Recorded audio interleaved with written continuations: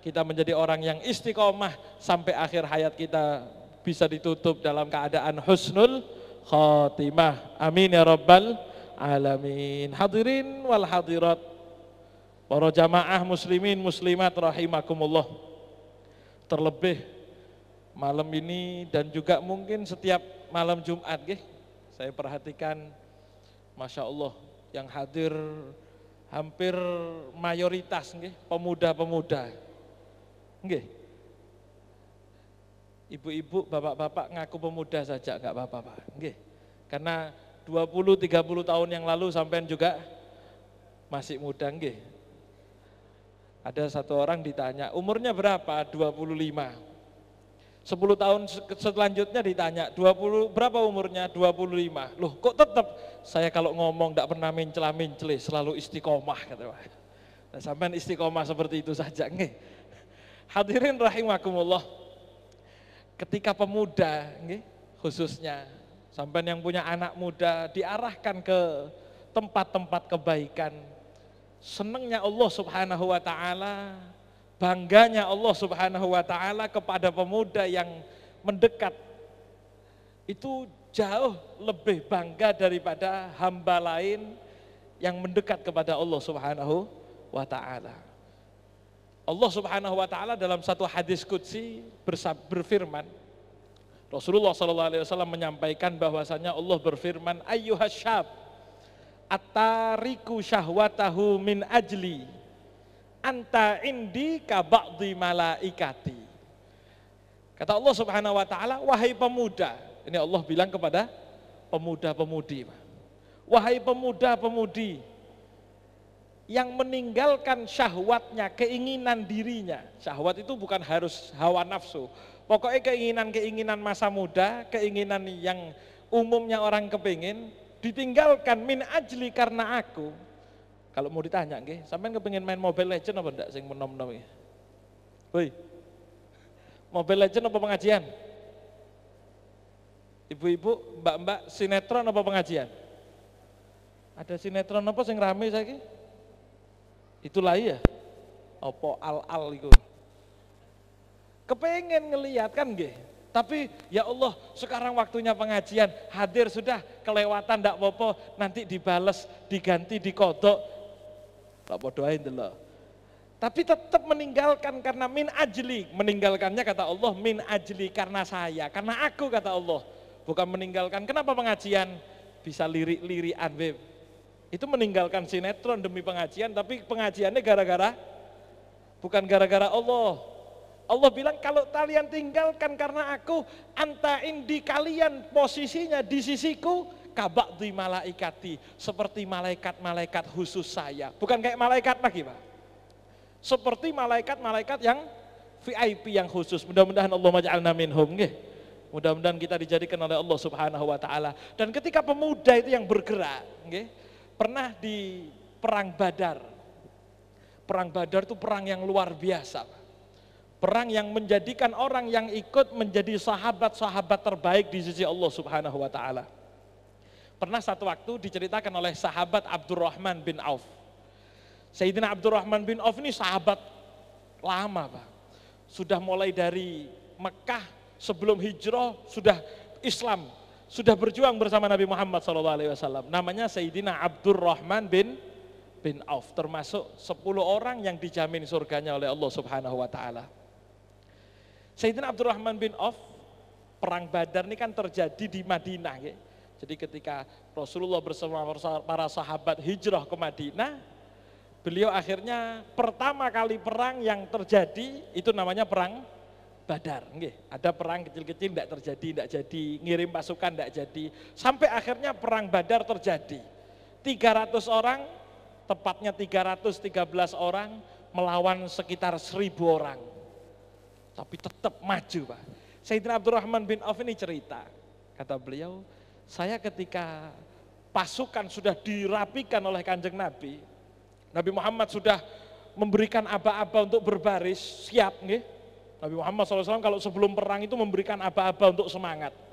Jadi kalau sampai kepingin ibadah perlu disemangati kadang-kadang. Dengan qasidah kan Kadang-kadang semangat males diganti qasidah. tambahi qasidah semangat. Iya, yang awalnya apa namanya? Wis kiyep-kiyep qasidah semangat lagi ya hanana. Kadang-kadang sampai semangatnya sampai surban ya hanana. Akhirnya sholawate lali, surbane tok sing muter, Pak. Itu perlu semangat dan itu perlu. Nabi Muhammad SAW kalau mau perang menyemangati begitu.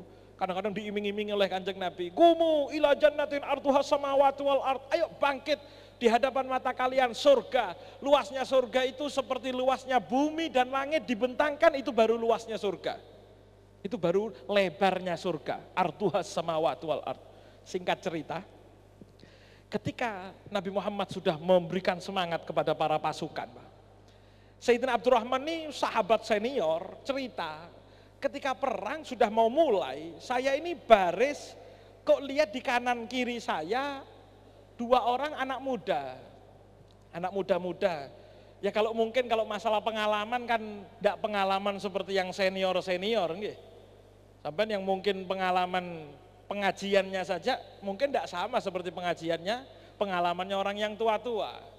Untuk masalah apapun mungkin kalah. Kata Sayyidina Abdurrahman bin Auf, beliau cerita, ya Allah, makin nom kabeh. Kok cuma anak muda di samping saya ini, ya Allah. Coba tempat mereka ini diisi oleh orang-orang yang lebih muda, yang lebih tua, yang lebih senior, yang lebih pengalaman, kan lebih mantep kayak Itu ternyata diriwayatkan 2 orang ini namanya sama-sama Mu'ad. Yang satu Mu'ad bin Afra, yang satu Mu'ad yang lain, ya. Yang satu Mu'ad. Yang pertama yang jelas namanya sama-sama Mu'ad. Mu'ad bin Amr bin Jammuh yang satu. Yang satunya Mu'ad bin Afra. Kata Sayyidina Abdurrahman bin Auf, coba saya ini bisa milih, enggak mungkin saya kasih anak muda-muda ini. Percuma koyoke. Nom-nom mau perang kok anak muda. Koyoke harus yang lebih senior. Itu kata Sayyidina Abdurrahman bin Auf, hati saya baru ngeretek seperti itu, tiba-tiba yang di sebelah kanan saya nggodit. Ngerti nggodit sampean? Apa nggodit itu? Jawil. Bahasa FB ini nyolek. Iya. Dicolek saya. Sebelah kanan nyolek. Ya Ami, Pak, paman. Ini ternyata orang-orang Madinah, tidak kenal sama orang-orang Mekah yang jadi musuhnya Nabi ketika itu, tidak kenal. Tidak kenal sama Abu Lahab, tidak kenal sama Abu Jahal, tidak kenal sama orang-orang Mekah yang mulai dulu musuhi Nabi Muhammad, karena mereka orang Madinah, belum tahu siapa aja orang musuhnya Nabi Muhammad. Yang kanan tiba-tiba nggodit, Pak Le, Pak De, paman, ya Ami, mana yang namanya Abu Jahal itu? Mana yang namanya Abu Jahal itu? Kata Sayyidina Abdurrahman bin Auf, Le, lopo takon-takon Abu? Kenapa kamu tanya-tanya Abu Jahal itu kenapa? Nggak ngerti Abu Jahal lah. Abu Jahal itu orangnya besar. Bahkan dikatakan Abu Jahal itu kalau bahasa ke kita sekarang, tangannya jempol kabeh, Pak. Tangan itu besar. Pernah ngampleng salah satu sahabat Nabi, yaitu Sayyidina Abdullah bin Mas'ud. Sayyidina Abdullah bin Mas'ud orangnya agak pendek. Pernah Abu Jahal ini ngampleng Abdullah bin Mas'ud, saking besarnya tangannya, saking kuatnya Abu Jahal, dikampleng, pleng, sampai suwek kupingnya, Pak. Sampai sobek kupingnya, nangis Sayyidina Abdullah bin Mas'ud datang ke Kanjeng Nabi, ya Rasulullah, kuping saya ya Rasulullah, telinga saya ya Rasulullah. Nabi Muhammad sedih, mau nangis, Jibril datang, Pak. Mau nangis, Jibril datang. Katanya malaikat Jibril, ternyata malaikat Jibril dilihat oleh Kanjeng Nabi mesem, senyum. Kanjeng Nabi kaget, Jibril, sahabat saya sobek telinganya, kok kamu malah mesem? Saya mau nangis, kamu kok mesem? Apa kata malaikat Jibril? Nanti ketemu jawabannya. Itu terjadi di Mekah. Ya, ini Abu Jahal. Lah kata Sayyidina Abdurrahman bin Auf, kamu tuh tanya-tanya Abu Jahal kenapa? Urusan apa kamu tuh sama Abu Jahal? Mu'ad yang di kanan ini, ya sama-sama Mu'ad. Mu'ad yang di kanan nyaut, paman, Pak, saya ini tidak kenal sama Abu Jahal, saya ini tidak tahu sama Abu Jahal. Tapi saya dengar cerita, mulai dulu Kanjeng Nabi itu dinyek, digoda, dicaci maki sama orang yang terkenal dengan nama Abu Jahal. Abu Jahal itu namanya dulu Abul Hakam, Pak. Namanya Abul Hakam terkenalnya. Bapak kebijaksanaan, Abul Hakam artinya, nggih. Tapi karena tidak nerima Islam, sudah jelas-jelas benar tidak diterima, makanya sama Kanjeng Nabi dijuluki Abu Jahal, bapak kebodohan. Wong paling paling bodoh, Pak. Makanya orang ketika ndak nerima hidayah, ndak mau dikasih tahu, walaupun pinter, hakikatnya bodoh. Abu Jahal tuh pinter, asline. Cuma karena ndak nerima namanya jadi Abu Jahal. Nggih. Ketika Abdurrahman bin Auf tanya, kamu itu tanya Abu Jahal kenapa? Saya ini tidak pernah ketemu Abu Jahal, saya tidak pernah lihat yang namanya Abu Jahal. Zaman dulu masih belum ada foto, coba saya kan enak, iki Abu Jahal fotonya. Ini tidak ada. Bagaimana? Saya tidak pernah kenal, tapi kuping saya ini panas. Kenapa? Saya dengar orang yang paling ganggu sama Kanjeng Nabi, orang yang paling caci maki Kanjeng Nabi, itu namanya Abu Jahal. Wih, kata Sayyidina Abdurrahman bin Auf, ini kecil-kecil cabai rawit ini. Terus kenapa? Kalau paman tahu yang mana Abu Jahal, kelihatan yang Abu Jahal, tunjukkan kepada saya. Kenapa? Kalau saya berhadapan dengan Abu Jahal, pilihannya dua. Kalau tidak dia yang mati, saya yang mati. Oh, kata Sayyidina Abdurrahman bin Auf, hebat. Belum selesai yang kanan ngomong, yang kiri godet, Pak. Yang kiri jawil-jawil. Pak De. Apa bahasa kita apa? Aman, Pak D, Pak, kenapa? Apa mana lagi? Yang namanya Abu Jahal yang mana? Wih, kok takut Abu Jahal pisan loh. Ada urusan hutang piutang? Enggak, saya enggak kenal Abu Jahal, pemuda Pak. Kata beliau, kalau ketemu Abu Jahal kasih tahu saya yang mana Abu Jahal.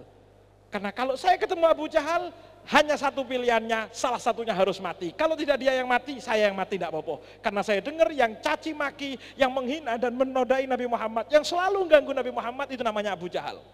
Kata Sayyidina Abdurrahman bin Auf, wah kalau pemuda, tapi pemudanya kayak dua orang ini, kalah sing tuwek-tuwek Pak. Nggih. Makanya pemuda, kalau pemuda pengajian model kayak ngene kabeh, kalah sing tuwek-tuwek Pak. Nggih. Sallallahu alaihi Muhammad.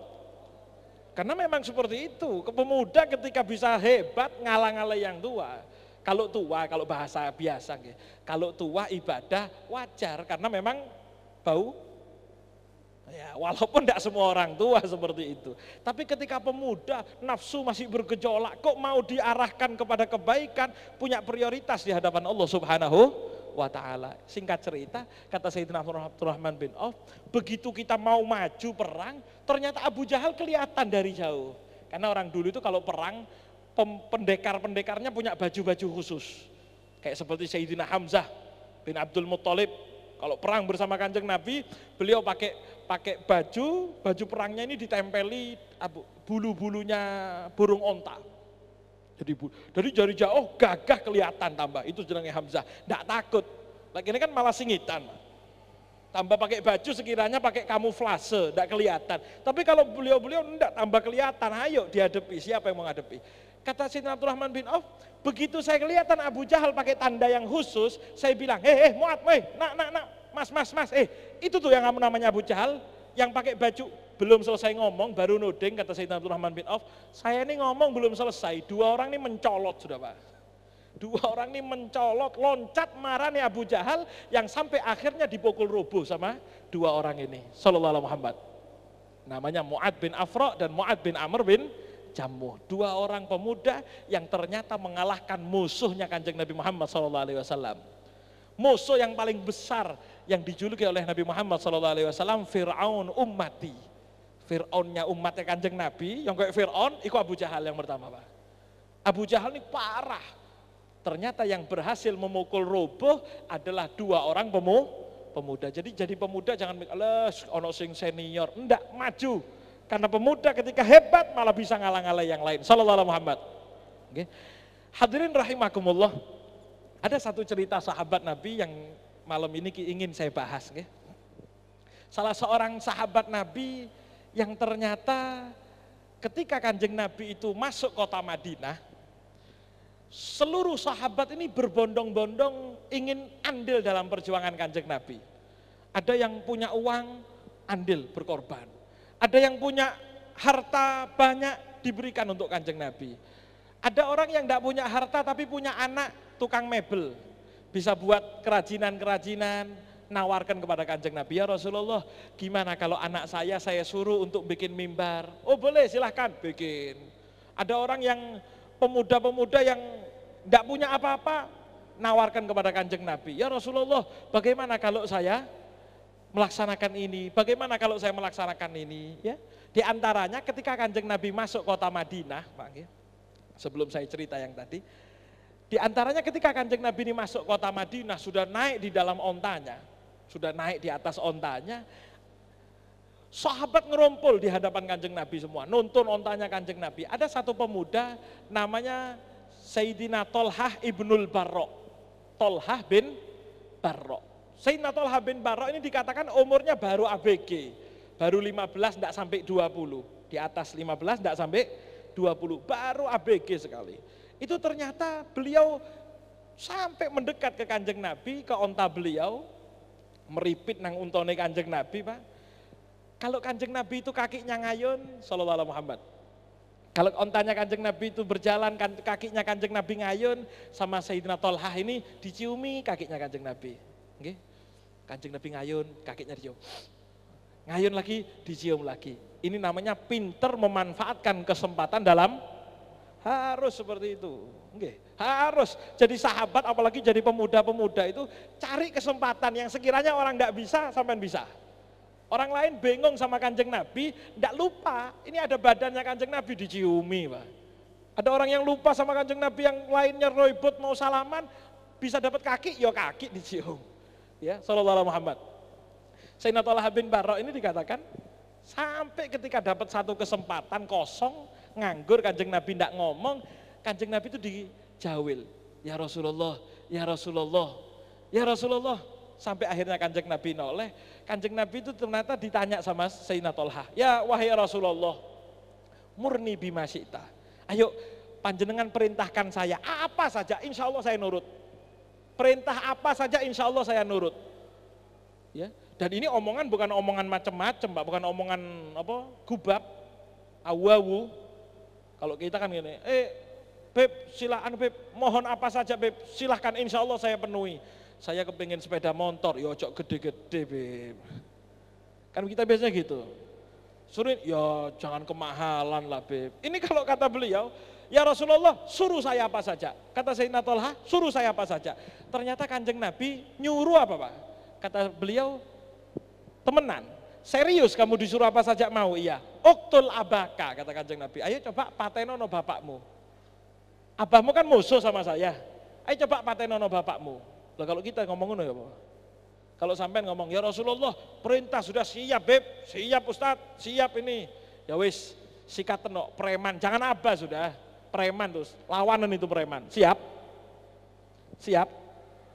Gak usah repot-repot. Kalau sampean temenan cinta, ojo nyekel HP seminggu, siap? Woi, Po, mau musuh orang, seminggu gak pegang HP kita ini mumet Pak. Ya, gak ada yang lain dah.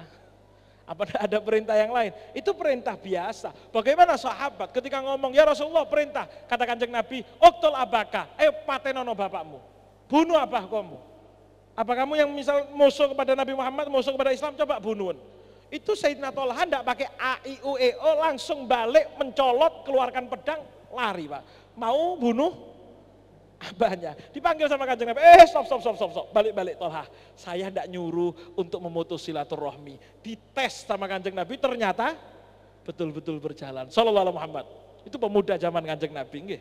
Ada satu pemuda, hadirin rahimakumullah, yang ternyata dibawa oleh ibundanya, yaitu Sayyidina Anas bin Malik. Ketika Kanjeng Nabi hijrah ke kota Madinah, ada satu anak muda, bahkan bukan muda, masih kecil Pak. Masih kecil, umur 10 tahun. Umur 10 tahun dibawa ke Kanjeng Nabi oleh ibunda beliau. Ya, ibunda beliau bilang begini, ya Rasulullah, semua sahabat-sahabatmu ini mau berkorban. Yang punya harta dengan hartanya, yang punya tenaga dengan tenaganya. Saya tidak punya apa-apa ya Rasulullah, tapi saya punya harta satu-satunya yaitu anak saya. Namanya Anas bin Sayyidina Anas bin, kenal Anas nggih? Wih, kenal Anas? Loh, bukan bupati, bukan. Sayyidina Anas bin Malik. Ya minimal kuping kita ini biasa mendengar. Iya. Sayyidina Anas bin Malik dibawa sama ibunda beliau, kata ibunda beliau, ya Rasulullah ini harta satu-satunya. Saya berharap ya Rasulullah panjenengan mau menerima dia untuk khidmah di rumah panjenengan. Diterima sama Kanjeng Nabi. Bu, Pak, berapa umurnya Sayyidina Anas ketika diserahkan oleh ibunda beliau? Beliau umur 10 tahun. 10 tahun sudah disuruh laden, ngerewang, layak melayani di rumahnya Kanjeng Nabi. Sampai Kanjeng Nabi wafat, berapa tahun? 10 tahun lamanya. Karena Kanjeng Nabi itu di Madinah selama 10 tahun. Berarti Sayyidina Anas bin Malik mulai umur 10 tahun sampai umur 20 tahun di rumahnya Kanjeng Nabi. Makanya jadi sahabat paling akrab sama Nabi Muhammad sallallahu alaihi wasallam. Sallallahu alaihi Muhammad. Siapa nama ibunda beliau? Perlu diperhatikan. Ibunda beliau, ibundanya Sayyidina Anas bin Malik, ini namanya Sayyidatuna atau kita bilang Siti Rumaiso. Siapa? Kalau ditulis di kita Rumaisha atau U. Keren kan? Kalau sampai punya anak kasih nama jangan bingung-bingung. Beb, saya kepingin nama, dikasih nama Khadijah. Beb, kari umum Beb.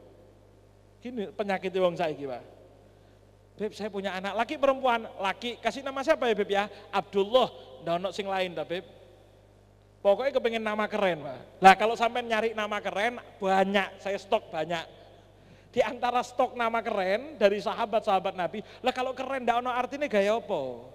Cari nama yang keren yang artinya bagus, kalau bisa nama-namanya sahabat. Kasih nama siapa? Raisya. Wah, keren kan? Sampean tahu artinya Raisya, Bu? Raisya itu dalam bahasa Arab, Raisya itu artinya bulu. Sampean tahu kemucing? Kemucing, kebut, sampai cabut satu, sampai sebul, itu Raisya bahasa Arabnya. Jadi misalnya punya anak dikasih nama Raisya, namanya bulu. Kalau punya anak kasih nama, mesti kepengen keren, banyak nama-nama keren. Ada nama sahabat namanya Surahbil, ada yang namanya Mikdad. Kalau kepengen nama keren, banyak stoknya sahabat. Lah kok nama-nama artis, Pak? Siapa namanya, Beb? Muhammad Ronaldo. Waduh. Loh kan banyak zaman sekarang nggih. Saya punya tetangga namanya Muhammad Maldini. Oh temenan nih. Kadang-kadang apalagi pemuda zaman sekarang kepengen keren, namanya bagus, diganti nama kepengen keren akhirnya rusak. Namanya siapa? Soleh namanya atau Ali. Bikin FB, bikin Instagram, namanya siapa? Alex. Kan meripit sama Saleh, Pak nggih. Siapa jenenge Alex? Aslinya Soleh. Namanya Muhammad Gofur diganti McGaffer. Banyak sekarang. Kepengen keren. Beb, saya punya anak dikasih nama siapa? Syaiton. Waduh. Ada kan? Sampeyan coba ke Bakungan situ, Pak. Ada bakso, Pak. Wah, Beb, saya buka itu ngambil nama dari Al-Quran. Ya iya, a'udzubillahi minas. Ya memang Al-Quran, tapi cari yang bagus, tanya, oh ini artinya apa, Beb? Mesya Fir'aun ono neng Al-Quran, Pak. Namanya saya kasih nama Fir'aun ya, Beb, bagus. Jadi Fir'aun, kan ngambil dari Al-Quran. Iya, kalau mau ngambil yang keren, tahu dulu artinya. Raisya itu keren, ternyata artinya bulu. Ada orang datang ke rumah, ya. Nama sampean siapa, Pak? Nama saya Rojiman, Beb. Roji, ini banyak. Okay. Ya kalau yang sudah terlanjur mungkin orang tuanya dulu masih belum, masih awam. Ya ayo dirubah dengan nama yang bagus. Beb sudah kadung repot, minimal panggilannya lah dirubah yang baik-baik. Okay. Karena Nabi Muhammad begitu, Nabi Muhammad tuh enggak senang nama aneh-aneh. Ada salah seorang sahabat datang ke Nabi Muhammad. Ayo punya anak kamu namanya siapa? Sayyidina Ali, Pak. Sayyidina Ali ketika punya anak Sayyidina Hasan, datang ke Nabi Muhammad ditanya sama Rasulullah. Ya Ali, namanya siapa? Namanya Harb ya Rasulullah. Harbun. Apa harb artinya? Perang, war, perang. Kata Kanjeng Nabi, jangan harb, gantiin namanya Hasan. Datang lagi punya anak Sayyidina Husain, datang lagi. Ali, siapa namanya? Harb ya Rasulullah, saya kepengen harb, Pak. Kata Kanjeng Nabi, la bal Husaina, namanya Husain saja, jangan harb. Ya, sallallahu alaihi Muhammad. Lah banyak yang diganti seperti itu. Jenenge sapa? Rojiman. Saya mikir, rojiman ini artinya apa? Yang saya tahu rojiman itu dari kata rojimun. A'udzubillahi minasyaitonir rojim. Lah iku rojiman, Pak. Artinya apa? Oh, ya apa? Ngasih nama, ya Allah yang terkutuk, yang terkutuk. Lah ayo kalau zaman sekarang kepengen nama keren banyak. Ya kan nama, sampai kepengen nama keren-keren ya anak muda-muda, bosen beb, jenenge iku tok. Ya ayo nama keren, datang ke rumah sampai saya kasih banyak nama sahabat keren-keren. Mikdad, Surahbil, pernah dengar nama Surahbil? Kan enggak pernah, itu nama sahabat keren, Pak. Kalau mau keren-kerenan ya. Tapi kalau mau pokoknya nama sahabat Nabi, banyak Abu Bakar, Sayyidina Umar, Sayyidina Utsman dan lain sebagainya ya. Salah satu rekomendasi nih nggih. Kalau kepengen nama keren, namanya Rumaisa. Siapa itu? Ibunda Sayyidina Anas bin Malik. Ya, terkenalnya dengan julukan Ummu Sulaim. Dibawa Sayyidina Anas bin Malik Pak ke Nabi Muhammad SAW. Bu, ya Rasulullah, ini saya pasrah. Pasrah akhirnya kepada Kanjeng Nabi Muhammad SAW. Itu Sayyidina Anas bin Malik cerita. Beliau khidmah sama Kanjeng Nabi berapa tahun? 10 tahun. Ayo, jadi khidmah ayo. Khidmah yang muda-muda ayo melayani. Tidak harus di rumahnya kiai, tidak. Bagaimana sekiranya yang berhubungan dengan dakwah kita bantu. Yang dengan tenaga, sampai tidak bisa dengan harta, tidak apa-apa. Oh saya bisa punya HP nyoting, saya bisa bagikan status. Lah itu kan berdakwah namanya nggih. Membantu perjuangan dakwah dan itu tidak akan sia-sia. Mesti semuanya ditanggung oleh Allah Subhanahu wa taala dan semuanya ada kwitansinya, siap pasti dibayar oleh Allah Subhanahu wa taala. Sallallahu alaihi Muhammad. Sayyidina Anas bin Malik ini cerita, Pak, Bu, nggih. Beliau bilang, "Khadamtun Nabiyya sallallahu alaihi wasallam asyra sinin." Saya ini khidmah melayani Kanjeng Nabi kurang lebih selama 10 tahun. 10 tahun di rumahnya Kanjeng Nabi. Fama qala li syai'in fa'altuhu lima fa'altahu. Wala li syai'in taraktuhu lima taraktahu. Kata Sayyidina Anas bin Malik, Pak.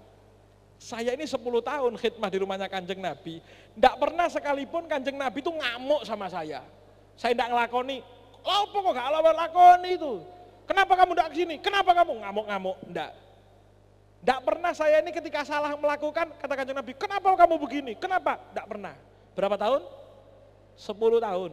Sampai Pak pernah Bu, nggih, Mbak, Mas, Sayyidina Anas bin Malik ini kan 10 tahun, pernah satu waktu disuruh oleh Kanjeng Nabi, disuruh beli sesuatu, melaksanakan apa, akhirnya Sayyidina Anas bin Malik ini jalan. Ketika jalan, beliau ini ngelihat orang-orang yang di samping beliau, teman-teman beliau, anak-anak kecil-kecil, ternyata mainan. Ya, kalau bahasa kita sekarang mungkin apa nekeran, ada nekeran, ngerti neker sampean? Kelereng, main kelereng nggih, tapi saiki gak ono sing nekeran sih. Ini kabeh, Pak. Ya, kata Sayyidina Anas bin Malik, pernah saya satu waktu ketika disuruh ngelihat anak-anak mainan. Ini menandakan bahwasannya sahabat pun kalau memang umur mainan ya mainan. Sampai itu tidak dibilang, jok mainan, enggak, mainan silahkan. Boleh silahkan, waktunya main-main, waktunya sholat ya sholat. Waktunya main-main, waktunya puasa ya puasa, waktunya wiritan ya wiritan. Tapi bukan berarti tidak boleh main. Yang hebat itu yang bisa menempatkan sesuatu sesuai waktunya, tempatnya, posisinya. Bukan berarti, anak muda tidak boleh main, kudu wiritan tok, ya bosen Pak. Ada satu ulama, mulai umur 13 tahun alim alamah. Iya, saya agak lupa namanya, disebutkan dalam kitab-kitab. Ada satu ulama, umur 13 tahun ngajar, pengajian besar gini Pak. Pengajian besar, umur 13 tahun sudah bisa ngasih pengajian. Ditulis dari kitab itu apa? Setiap selesai pengajian, dia keluar, duduk di bawah mainan tanah, mainan nekeran lagi Pak. Kenapa? Karena waktunya main tersita hanya untuk belajar. Kata ulama, ya itu salah, walaupun itu sudah alim belum tentu. Karena ketika mainan, monggo mainan. Seperti sampean-sampean ya alhamdulillah kan nggih. Waktunya Mobile Legend ya Mobile Legend, monggo wayahe sekolah ya sekolah. Waktunya pengajian ya pengajian. Ojo wayahe pengajian main. Nah, sing nyangkel Mobile Legend nih. Ketika selesai sampai mau boleh, waktunya sampai duduk di rumah Instagraman, ya silahkan Instagraman. Tapi jangan ketika pengajian malah Instagraman. Ketika pengajian malah Facebookan. Ya. Sayyidina Anas bin Malik ini akhirnya beliau mainan, lupa sama yang disuruh oleh Kanjeng Nabi. Kanjeng Nabi nunggu, mana Anas ini? Kok enggak datang-datang Anas bin Malik ini ya? Sampai akhirnya Kanjeng Nabi marani Pak, menjemput Sayyidina Anas bin Malik. Kemana? Dicari di jalannya. Ternyata Sayyidina Anas bin Malik duduk di batu, noleh mainan anak-anak yang sedang mainan kelereng tadi itu Pak. Noleh mainan duduk dilihati sama Sayyidina Anas bin Malik. Pertanyaannya, kalau saya sama sampean, jadi Kanjeng Nabi ketika itu nyuruh Anas bin Malik untuk keperluan hajatnya, ternyata malah duduk lihat anak mainan. Bu, jujur nggih, kalau anak sampean seperti itu, kira-kira ya apa? Sampai dari belakang ngelihat anak sampean malah mainan, ya apa kira-kira? Gablek? Atau saya tidak tanya ibu-ibunya, saya tanya mas-mas ini, sampean dhisik diopokno? Gablek? Apa kata Sayyidina Anas bin Malik Pak? Ini menunjukkan bagaimana kita sebagai pemuda harus bersikap, bagaimana juga kita sebagai orang tua harus bersikap. Nggih.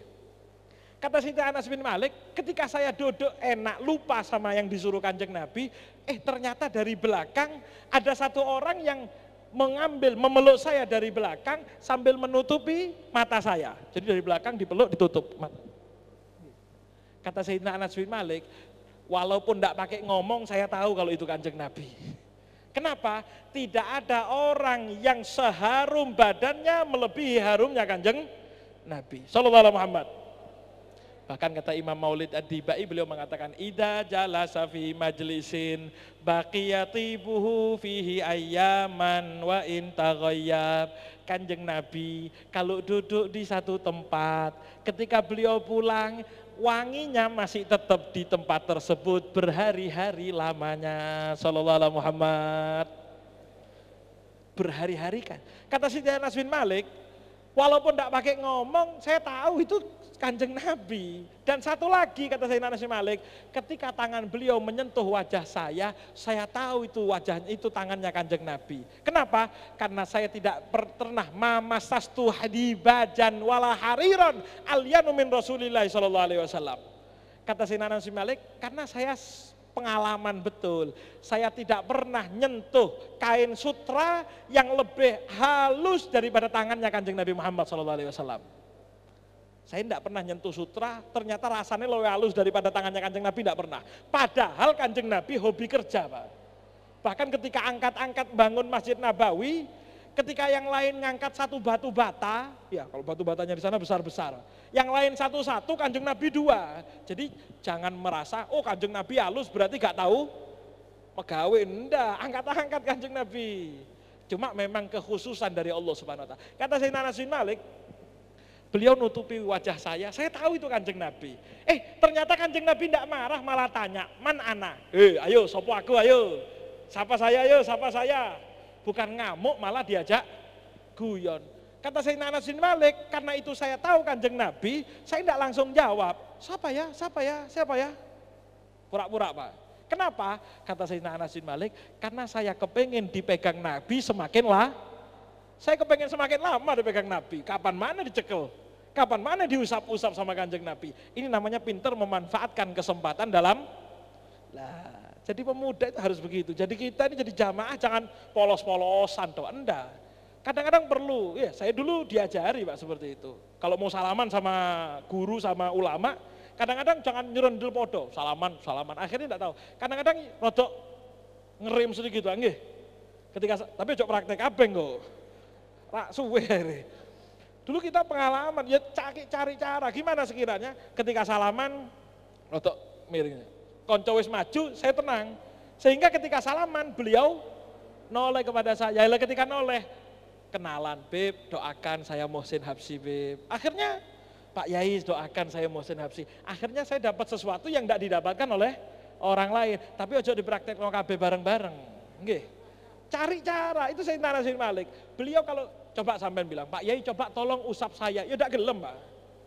Pak Yai ini misalnya begitu, cari cara bagaimana sekiranya dicintai, nggih, sallallahu alaihi Muhammad. Itu kata Sayyidina Anas bin Malik, Wah, siapa ya? Sampai terakhir Kanjeng Nabi bilang, saya Nabi Muhammad. Ya Allah, kata Sayyidina Anas bin Malik, mulai tadi ya sebetulnya tahu. Cuma kepingin lama disentuh oleh Kanjeng Nabi sallallahu alaihi Muhammad. Kata beliau, 10 tahun saya khidmah di rumahnya Kanjeng Nabi, tidak pernah sekalipun saya dibentak-bentak oleh Kanjeng Nabi. Pak, kalau kita mau niru repot. Sampai punya pegawai, punya anak buah, punya anak di rumah, mungkin repot. Kalau mau niru tidak pernah ngamuk, repot kan nggih? Ayo siapa yang siap tidak ngamuk blas? Kayak Kanjeng Nabi, repot. Tapi satu pelajaran penting, andai kata harus ngamuk, ya berarti ngamuknya yang wajar. Kalau perlu ngamuk, keluarkan kalimat-kalimat yang baik. Itu pelajaran, Pak. Para habaib, para alim ulama ini, Pak, kalau sampai tahu, lihat di rumahnya masing-masing. Kita ini kalau diamuk, orang tua kita bentak, itu ngamuknya begini. Allah yahdik, sampai tanya beliau-beliau ini, Pak. Ngamuk bentak kalau orang sini kan memang, wah mungkin kalau bahasa kita meso sudah ya, wah keluar kalimat-kalimat thayyibah itu sudah.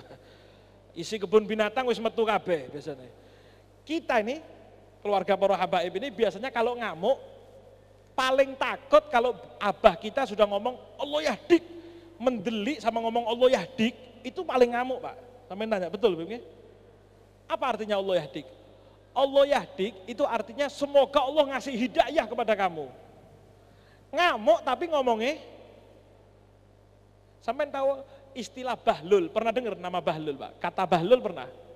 Itu kan kalau orang ngamuk dibilang, bahlul kamu nih. Bahlul itu istilah kita orang bodoh. Padahal itu ungkapan orang dulu, ada satu ulama besar ya di satu negeri. Kalau sekarang sudah jadi negeri jajahannya Uni Soviet dulu, Pak. Pecahan-pecahannya Uni Soviet, ada satu ulama namanya Bahlul, Syekh Bahlul, orang alim. Lah orang di sekitar kalau ngamui anak nyautin gini, Bahlul lagi, supaya beliau jadi seperti Bahlul itu. Lah saya kan tambah ngamuk, Pak, gitu. Tapi satu pelajaran bahwasanya ngamuknya pun keluarnya kalimat baik, sehingga anaknya jadi orang bagus. Allah yahdik, supaya mudah-mudahan kamu dapat hidayah. Loh, kalau sekarang ibu bapak saya ngomong ngamuk sih, memang kucing ini. Anaknya jadi kucing sih, Pak. Memang sapi ini. Anaknya kasep tangi kebo ini. Akhirnya anaknya koyok ketika koyok kebo ngamuk mana? Jadi arek wis koyok kebo. Ini sampean sing ngomong, Pak. Makanya bagaimana ketika mendidik anak atau anak buah, ketika ngamuk pun ayo niru Kanjeng Nabi apa? Tidak keluar kecuali kalimat-kalimat yang baik. Terakhir, Sayyidina Anas bin Malik pernah diwasiati oleh Kanjeng Nabi. Saya jelaskan singkat saja. Sayyidina Anas bin Malik pernah diwasiati oleh Kanjeng Nabi. Anas, maukah kamu saya beri 3 hal yang pasti bermanfaat? Sebetulnya bukan hanya untuk beliau, tapi untuk kita semua. Apa kata Kanjeng Nabi? Yang pertama, mata laki tamin ummati ahadan fasallim alaihi yatil umruka. Kata Kanjeng Nabi. Yang pertama, kapanpun kamu ketemu umat saya, siapapun dia, kenal tidak kenal, ucapkan salam. Biasakan mengucapkan, sampean ketemu, Assalamualaikum. Lah itu, ucapkan salam. Salam itu bukan harus sama orang yang kenal, kata Kanjeng Nabi. Ahadan, siapapun. Oh kalau sampai di sepeda motor jauh, tin kan ngono ya. Tapi bukan tinnya yang penting, assalamualaikum. Tin ini hanya istilah tin, Assalamualaikum, sono tin, waalaikumsalam. Meneng tok, tin. Telolet, duduk telolet, Pak. Assalamualaikum. Mau model gimana bentuknya, bunyinya, tapi yang penting assalamu. Apa kata Kanjeng Nabi? Kalau kamu biasakan ketemu orang mengucapkan assalamualaikum, yatil umruka, kata Kanjeng Nabi. Ini Kanjeng Nabi dalam hadis yang sahih, ya, diriwayatkan oleh Imam Baihaqi dalam kitab Syu'abul Iman. Beliau mengatakan, kamu ketemu orang, biasakan mengucapkan salam, maka itu resep panjang umur. Resep panjang umur, apa? Mengucapkan salam. Yang pertama, itu kata Kanjeng Nabi kepada Sayyidina Anas. Yang kedua, kata Kanjeng Nabi, idza dakhalta baitaka. Kalau kamu masuk ke rumah, fasallim alaihim. Ucapkan salam kepada orang yang di dalam rumah. Biasakan buka pintu, assalam, tutup, Bu, mangan bu. Dek, mangan dek. Enggak, begitu buka pintu, assalamualaikum. Kalau enggak ada orang, bagaimana? Para ulama ngajari, kalau enggak ada orang, tetap ucapkan assalamualaikum, kemudian sampaikan tambahi begini, assalamu alaina wa ala ibadillahis solihin. Assalamu alaina wa ala ibadillahis solihin. Ucapkan salam, apa kata Kanjeng Nabi? Kalau kamu masuk ke rumah mengucapkan terus salam kepada orang yang di dalam rumah, yaksuru khairu baitik, maka keadaan rumah akan jadi rumah yang bagus, banyak kebaikannya. Tidak gampang tukaran orang rumah itu, tidak gampang sumpek orang di rumah itu, Pak. Jadi kalau mungkin yang sering tukaran nang omah, mungkin koreksi, jarang ngucap salam, nggih.